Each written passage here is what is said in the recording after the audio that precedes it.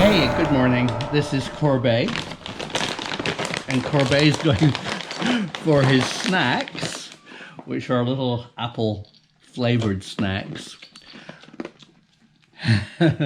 Corbet's a mini goat.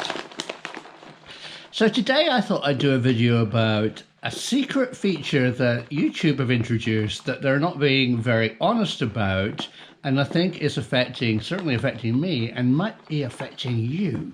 You've got your head in the bag. Let me talk about borderline content.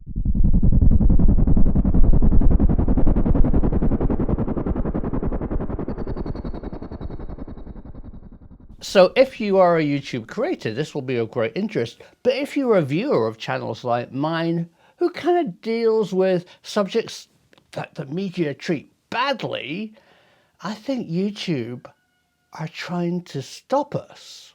So I first noticed something weird was happening is when I get paid by Google, who own YouTube, who send creators a very small monthly check, thanks to you guys watching adverts associated with our films. And recently, in the last 3 months, that check has dropped 30%. And it seemed like, what am I doing wrong? And then this happened. Every few months, YouTube do a review of your channel. And it said this, congratulations, your viewing figures are up, but your income is down. Oh, no shit, Sherlock, I noticed that. And here's some possible explanations. 1, less people are watching your films. Okay.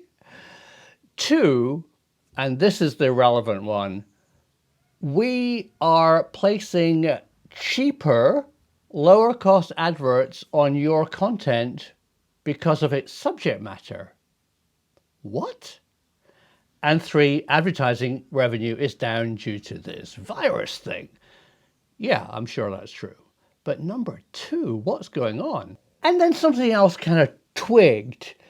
When I watch my films as a viewer, just to check, I noticed that I get these pretty weird adverts. No Coca-Cola, no Disney, no expensive adverts, but these kind of slightly, marginal or homemade adverts. There must be different rates that YouTube charge advertisers depending on the kind of films that they will place your work with. So it's apparent to me that my channel and probably other channels similar to mine are getting low cost advertising. And because the adverts obviously cost less to place, they pass on even less money to the creator. How did they decide that? So I started some research, and it seems that YouTube have what they call borderline channels. And that's very interesting, and we need to dig into it. So I'm going to put my European hat on here just for a second to try and understand. I think what they're getting at is due to a kind of an American constitutional policy of freedom of speech, they're not blocking channels that they don't like, but they're not promoting them. And that seems to be true with my channel. I get a lot of these yellow icons, which means initially the film is unsuitable for normal advertising. But when I appeal, they're always granted because they are suitable. So that puts me in what they're calling borderline. But I think there's more to it that they're not telling us creators. A bit of a rant now. So I've worked in broadcast television for PBS, BBC, National Geographic, Discovery Channel, lots of people over many years. And as a creator for broadcast television, channels produce something called delivery requirements. And those are things that you have to do to be shown on their channel. And they're totally upfront about it. And as long as you comply with the delivery requirements that they've published and work with you and what they want, your film is fine and treated the same as everybody else is. And us modern broadcasters, and that's what YouTube is, it's a TV channel for the 21st century. don't have delivery requirements. They have guidelines that they apply without telling us.